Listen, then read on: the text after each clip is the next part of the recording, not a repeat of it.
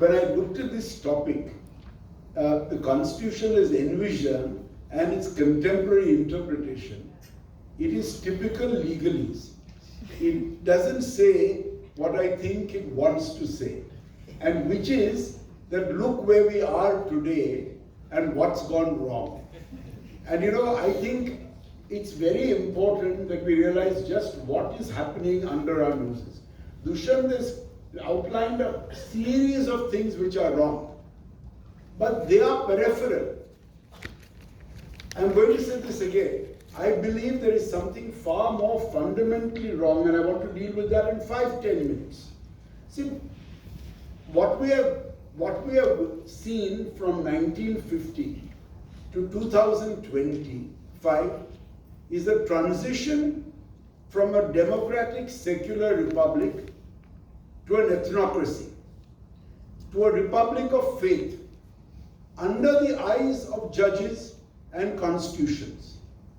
And let me tell you that the change which you are witnessing is so fundamental that many of us prefer not to see it, because it is something that is very difficult to live with and very difficult to stop. Constitutions, my friends, are words. And words, as Humpty Dumpty said in Alice, mean what I say they mean. And they change color. And constitutions do not preserve liberty. They do not preserve rights. They do not preserve freedom. Only people and the institutions can support it. I'll tell you just for a minute. We used to venerate, I remember when we were in law college and earlier, this American Constitution, its liberality, its freedom. The best riposte to that came from Justice Black, where he said that this great American Constitution which you venerate kept my people in slavery for 300 years. So constitutions don't give you freedom. They embody what you must stand and fight for. And when you do not, the words are hollow. And that is today's situation. I want to just take a few minutes because I think it's important. We must realize how dire the position is. India started out as a constitutional republic based on civic citizenship, domicile, birth. It expressly disavowed cultural or religious antecedents as a basis of citizenship because of the complexity of the country. It has so many religions, so many castes, so many creeds, so many languages. If you were to get that country moving, you had to accommodate it into a plural constitution which was secular. Secular not in the Western sense of separation from church and state, but secular in the sense of neutrality and equal treatment of all religions. That is the Indian ethos. That is the Indian constitution. And that is how we started out. But make no mistake, while we had this constitution in 1950, there was another view of the world in India at that time. And that was the Hindu Rashtra ideology. It's not something new. It was from the 30s. It started with Savarkar, it went on to Gorwalkar, and let us be clear what they said. They said, India is a Hindu country, is a Hindu nation based on Hindu religion and culture. And Gorwalkar went further where he said, because he talked to Muslims, Parsis are less than elephants in India, so they don't count. But if you look at it this way, what he said was, Muslims must entertain no idea but those of glorification of the Hindu race or culture, may stay in the country, but wholly subordinated to the Hindu nation. Now this was the rival view. In 1950, because of the likes of Gandhi, who died before that but was instrumental, Nehru, Ambedkar and Patel, we opted out of this view. And we put up a nation, a brave nation, for all its contradictions, which sought to bring in principles of secular republicanism. Nehru, as my friend said, was the greatest architect of this. And right up to the 1970s, actually, Nehruvian philosophy saved India. It was a muddle. There were errors made. But the ultimate factor of developing a secular republic was preserved. And that's very important. Then we have this uncomfortable period of Mrs. Gandhi, Rajiv Gandhi, who played with these words. They, I do not think, were true secularists. They also were using groups and seeking to set them off one against the other for power.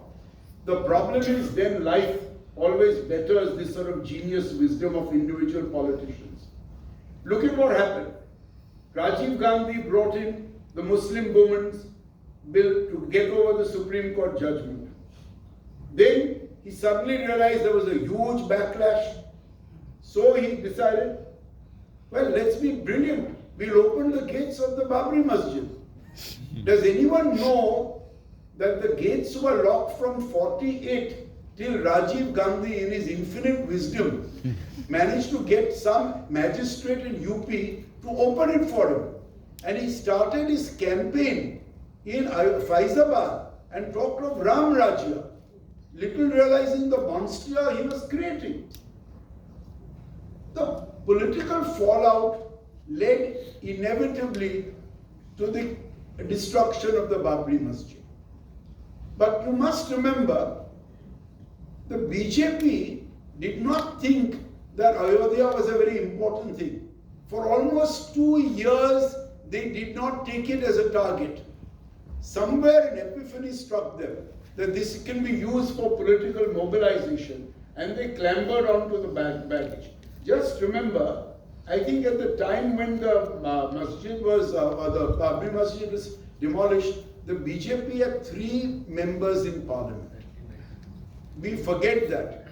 And also forget that the generality of views in India at that time, even after the demolition, was that it was a wrong thing.